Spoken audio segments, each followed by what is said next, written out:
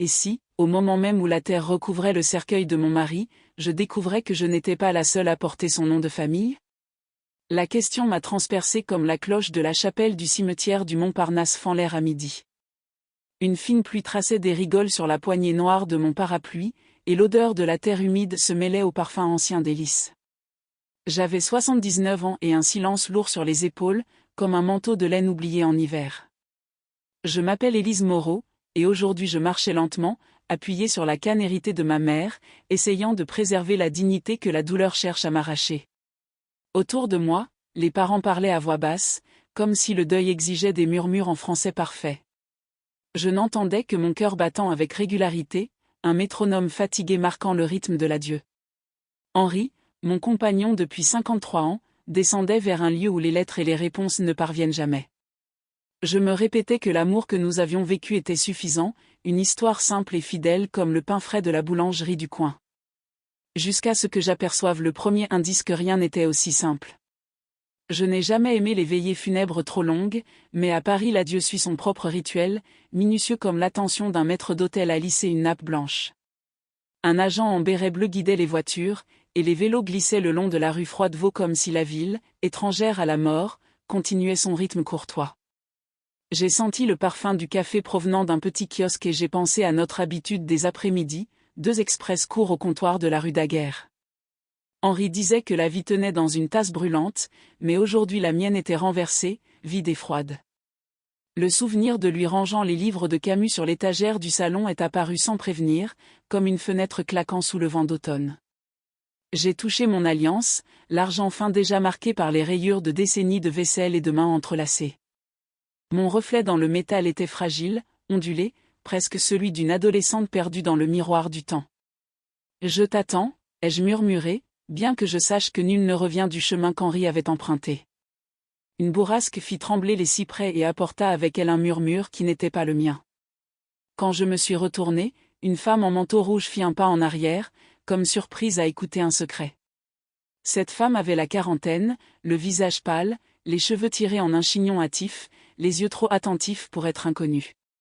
Elle n'était pas de la famille, je me serais souvenu de la finesse de son nez ou de la manière de tenir son foulard des 2 mains. Il y avait dans sa façon de regarder le cercueil quelque chose qui me blessa, un mélange de jalousie et de curiosité. Un regard familier, un regard de quelqu'un qui n'est pas de passage mais de la maison. Elle semblait venue seule, sans l'appui des conversations chuchotées qui entourent les deuils officiels. Elle s'approcha du tapis de fleurs et déposa un bouquet de pivoine blanche avec un ruban bleu marine. La couleur attira mon attention, discrète et ferme, comme un vieil uniforme de la SNCF qu'Henri gardait dans une boîte à chaussures.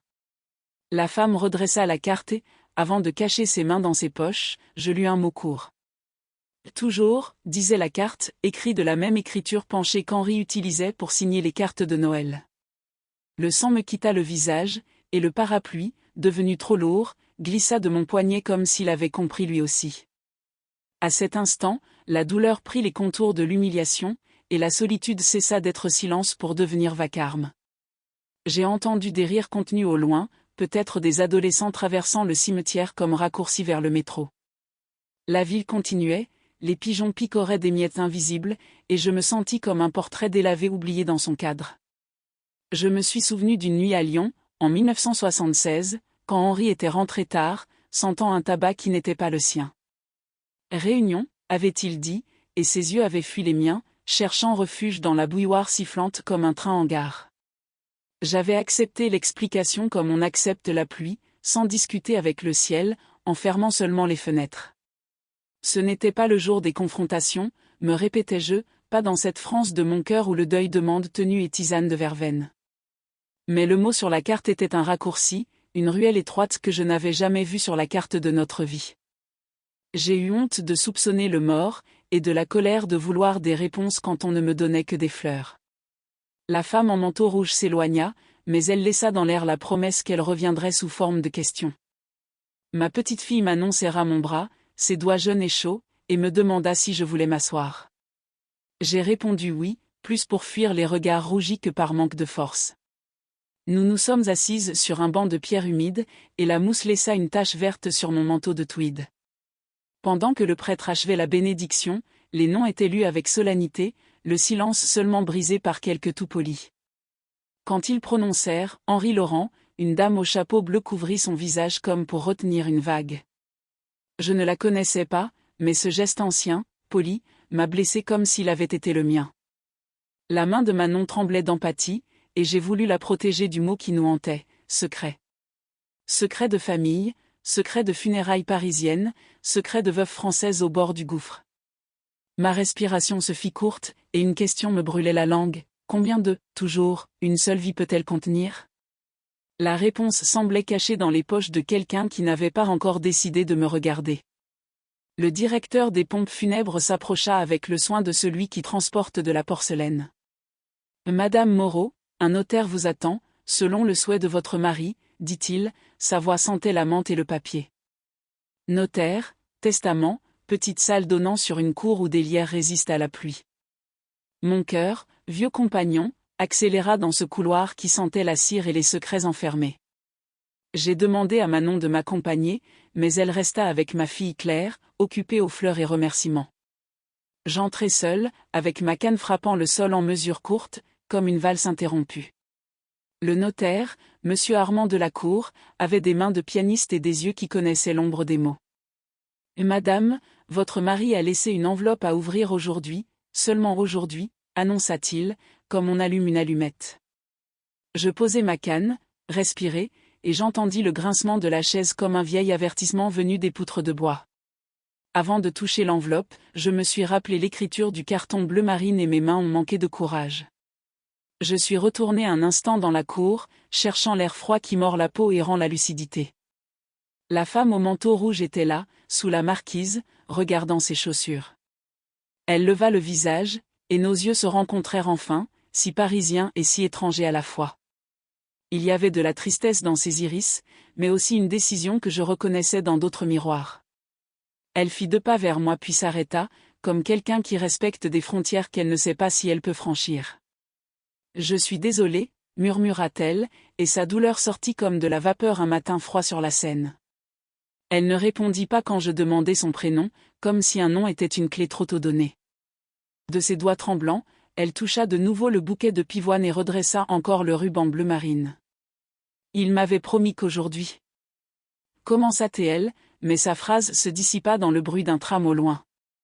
Nous restâmes silencieuses, 2 femmes sous la même pluie, partageant un deuil qui ne tenait pas dans une seule histoire. Je ne savais pas encore si j'avais la force d'ouvrir l'enveloppe ou si je préférais rester dans l'ignorance, comme on garde les volets fermés un matin d'hiver pour ne pas voir la pluie.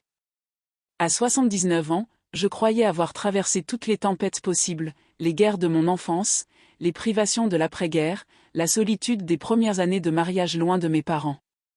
Mais cette tempête-ci n'était pas faite de bombes ni de faim, elle était faite de mots, de promesses et de vérités enterrées avec plus de soin qu'un corps. Le notaire me regardait, immobile, comme s'il savait que je venais de franchir une frontière invisible. J'avais peur que le papier contienne non seulement une révélation mais aussi une condamnation, un doute sur toute ma vie auprès d'Henri. Je me suis accroché à ma canne, la main crispée, les jointures blanchies comme si elles voulaient percer la peau. Le silence de la salle pesait plus lourd que toutes les années passées dans notre appartement du 14e. J'ai fermé les yeux et entendu le bruit d'un train, celui de la gare de Lyon, qui m'avait vu partir jeune épouse pleine d'espoir. Aujourd'hui, ce même son résonnait comme un rappel cruel, les départs sont faciles, les retours impossibles. Et je savais qu'une fois ce secret révélé, il n'y aurait plus de retour. Je me suis rassis sur la chaise en bois, mes pieds glissant légèrement sur le carrelage froid. La pluie continuait de battre contre les vitres du petit bureau, donnant l'impression qu'un orchestre invisible accompagnait ma tragédie. Je pensais à Claire, ma fille, persuadée que son père avait été l'homme le plus droit de Paris. Je pensais à Manon, ma petite fille, qui avait encore toute sa jeunesse devant elle, et qui ne soupçonnait pas qu'un secret pouvait ronger des décennies de certitude. Et moi, Élise, je m'interrogeais, étais-je la naïve qui n'avait jamais voulu voir, ou la fidèle qui avait choisi de croire ? Le notaire fit glisser une boîte de mouchoirs en papier vers moi, un geste discret, presque tendre. J'en pris un, plus pour rompre le silence que pour sécher des larmes que je retenais encore. Je caressai le papier de l'enveloppe du bout des doigts, comme on caresse une relique interdite. Le bruit des pas résonna dans le couloir, quelqu'un attendait peut-être son tour, une autre histoire à dévoiler. Mais je sentais que la mienne avait assez de poids pour briser 2 générations entières. Je posai l'enveloppe sur la table et choisis de marcher un instant dans la cour intérieure du bureau notarial. Les lierres grimpaient le long des murs, luisant sous la pluie, et une odeur de terre mouillée emplissait mes narines. Chaque inspiration me ramenait aux promenades avec Henri en Bretagne, lorsque nous ramassions des coquillages pour nos petits-enfants.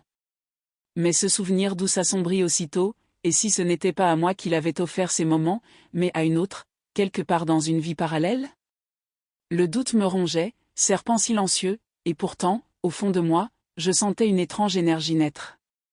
Une force sourde, comme si ma douleur se transformait en pierre solide sous mes pieds. J'étais vieille, oui, mais je n'étais pas brisée. Je n'avais plus de temps à perdre avec des illusions, il me fallait comprendre, même si la vérité m'écorchait. Les cloches d'une église voisine sonnèrent, rappelant que le monde suivait son rythme, indifférent à mes secousses intérieures. Je me promis que je lirais chaque mot, même si ma voix intérieure me suppliait de rester dans l'ombre. Quand je revins à l'intérieur, la femme au manteau rouge n'était plus dans le couloir.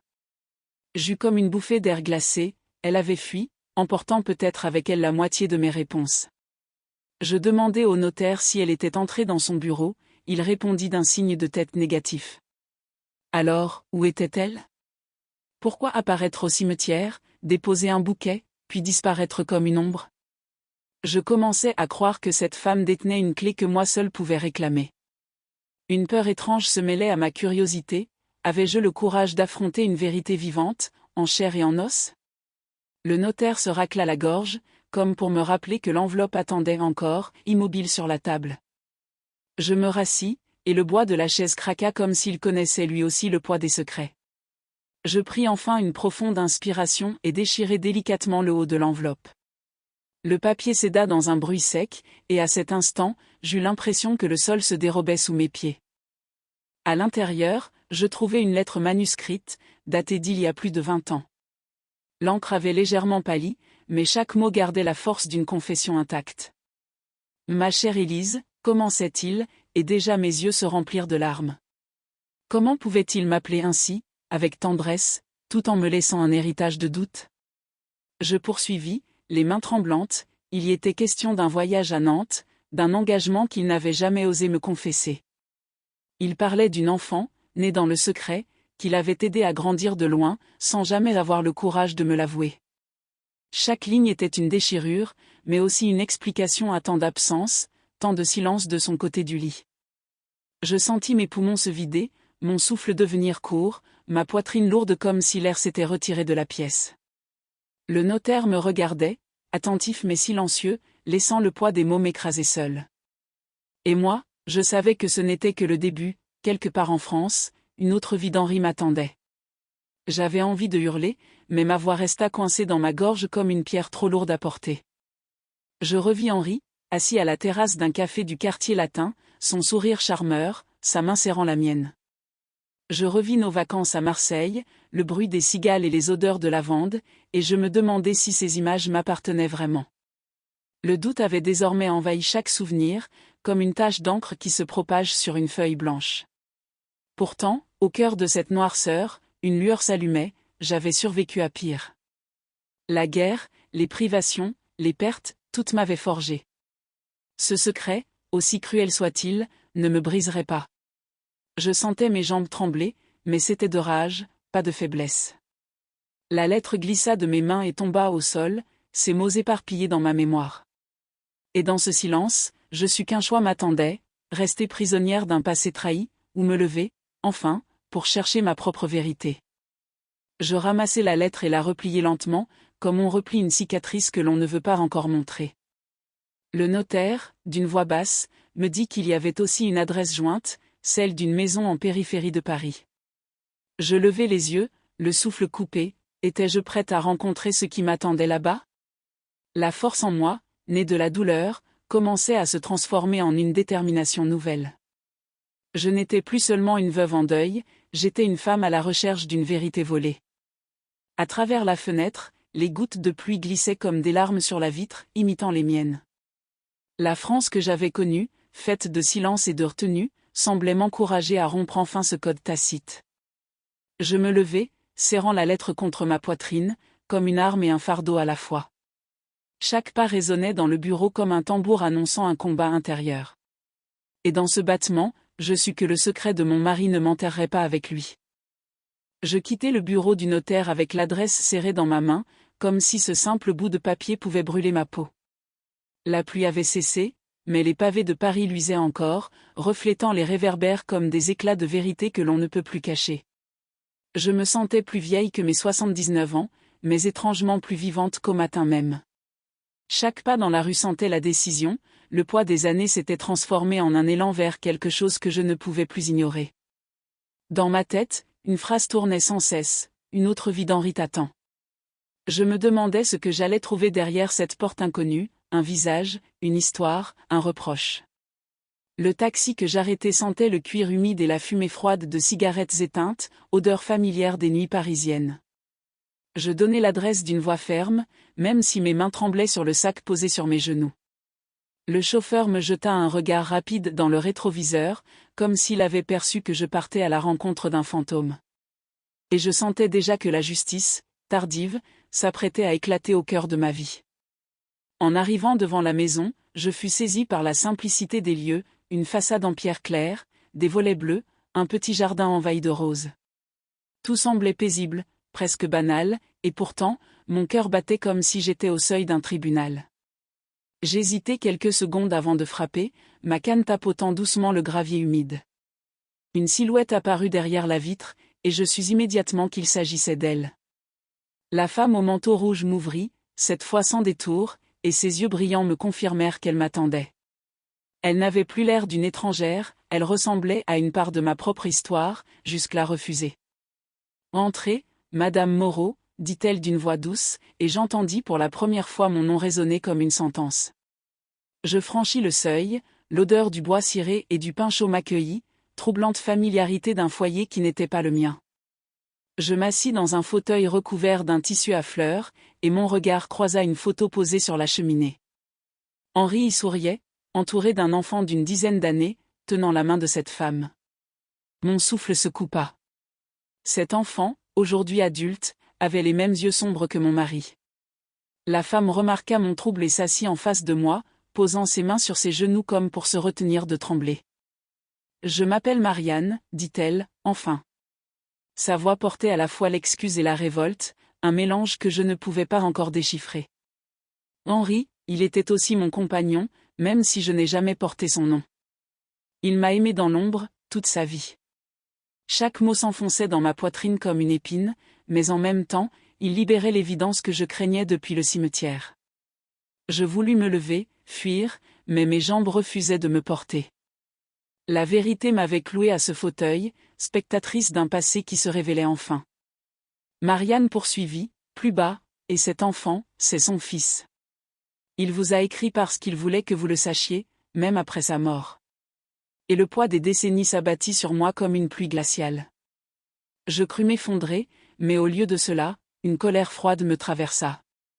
Henri, l'homme qui m'avait juré fidélité devant Dieu et devant la France, avait mené une double vie pendant que je lui donnais tout. Je revis chaque absence, chaque silence, chaque regard fuyant, autant de preuves que j'avais refusé de voir. Mais en même temps, une étrange lucidité me saisit, ce n'était plus le temps des larmes, mais celui de la vérité. « Pourquoi maintenant ?» demandai-je, ma voix cassée résonnant comme un écho dans cette petite maison. Marianne baissa les yeux, puis les releva avec détermination. « Parce que vous méritez de savoir. Parce que lui n'a jamais eu le courage de le dire. Parce que son fils ne peut pas continuer à vivre comme un secret honteux. » Ces mots, durs et justes, transpercèrent l'air, et pour la première fois je sentis que la justice s'installait dans cette pièce. Non pas la justice des tribunaux, mais celle des vérités qu'on ne peut plus effacer. Et dans ce face-à-face, je compris que l'heure de la rétribution était arrivée.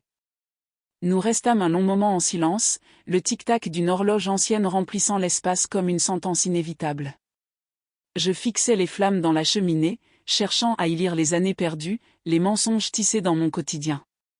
Chaque craquement du bois résonnait comme un aveu d'Henri, tardif et douloureux. Puis Marianne me tendit une boîte en bois, petite, usée, couverte de poussière.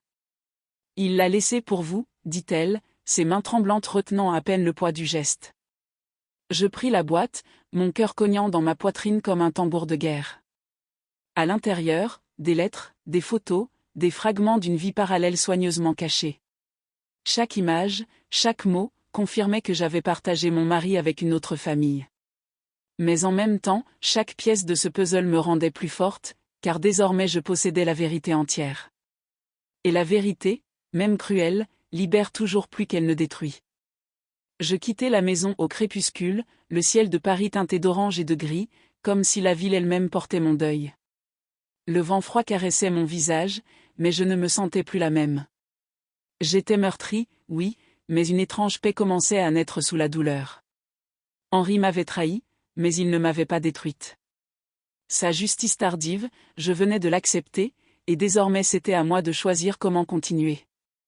Dans ma main, la boîte pesait comme un testament silencieux, mais aussi comme une clé vers une nouvelle liberté.